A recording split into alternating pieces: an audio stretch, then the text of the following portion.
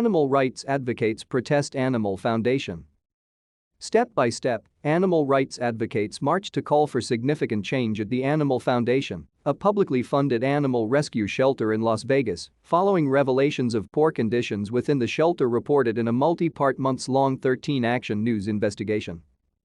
13 Investigates revealed conditions inside that 17 current and former employees described as overcrowded, understaffed, and unsanitary.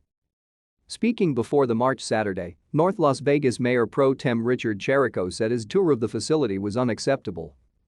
"I couldn't imagine as I was walking through that thing how I would feel or how I would tolerate my own dog in there," he said.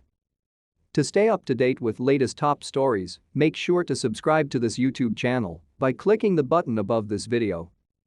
Whistleblowers described operations in the Animal Foundation as a lack of cleaning, animals going without food and water for extended periods, and insufficient systems to track lost animals. One family told 13 Investigates that their dog Amir had been euthanized before they could connect with a representative to pick him up. Bryce Henderson, president of No Kill Las Vegas, leads Saturday's rally.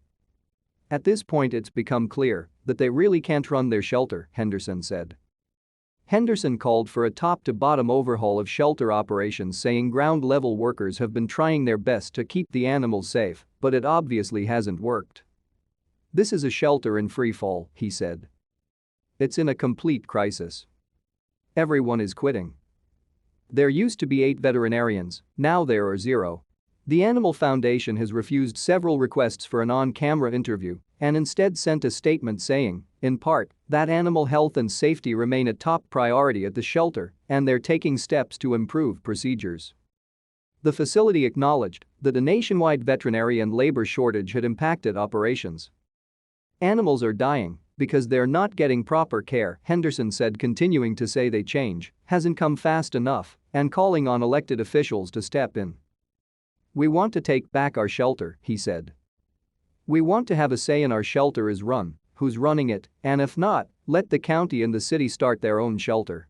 Since the 13 Action News investigation began in June, both the CEO and CEO of the Animal Foundation have agreed to step down. 2 members of the Las Vegas City Council, Stavros Anthony and Victoria Seaman, plan to instruct the city manager to open an investigation and audit of Animal Foundation operations at Wednesday's City Council meeting.